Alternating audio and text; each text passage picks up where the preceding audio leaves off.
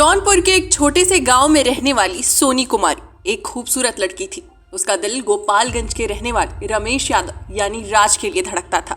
लेकिन ये प्यार एक तरफा था, क्योंकि राज उसके प्यार को समझने के लिए तैयार नहीं था। राज ने अपने भाई और दोस्तों के साथ मिलकर सोनी को धोखा दिया। उसने उसे मिलने के लिए गोपालगंज बुलाया और उसके बाद जो हुआ उसे जानकर आप हैरान रह जाएंगे। ये कहानी है उत्तर प्रदेश के गोपालगंज की, जिसमें प्रेम और धोखे का खेल शामिल है। ये घटना बीते साल फरवरी के महीने में हुई थी।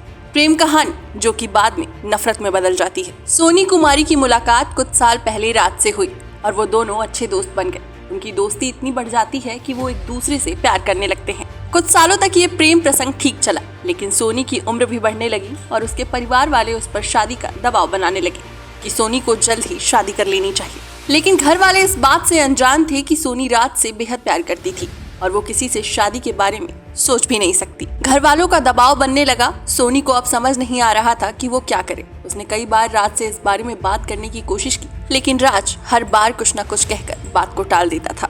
सोनी अपने प्रेमी राज से शादी करने को तैयार थी, लेकिन उसका प्रेमी कहीं और शादी करने की सोच रहा था। सोनी राज पर शादी करने का दबाव बना रही थी, लेकिन उसका प्रेमी कहीं और शादी करना चाहता था। राज को लगा कि सोनी उसे छोड़ने वाली नहीं है और अगर वो इस दुनिया में रही तो उसकी शादी होना मुश्किल हो जाएगा।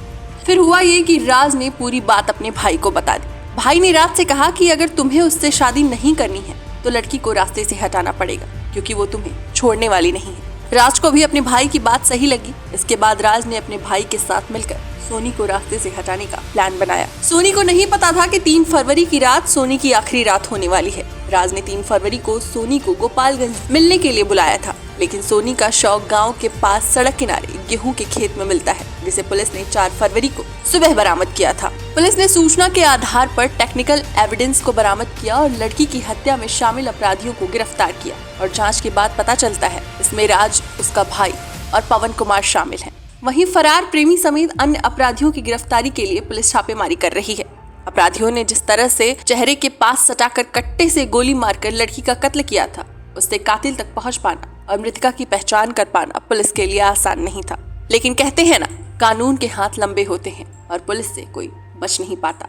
लाश के हाथ में टैटू था। पुलिस ने जांच शुरू की तो टैटू के जरिए 9 फरवरी को पता चला कि बॉडी यूपी के जौनपुर की रहने वाली सोनी यादव की है। टेक्निकल सेल और एसआईटी की टीम ने टैटू से हत्या की तफ्तीश शुरू की और कातिल अपराधियों की पहचान कर उन्हें गिरफ्तार कर लिया। लड़की की भी पहचान हो गई और उसके परिजनों को सूचना देकर बुलाया गया।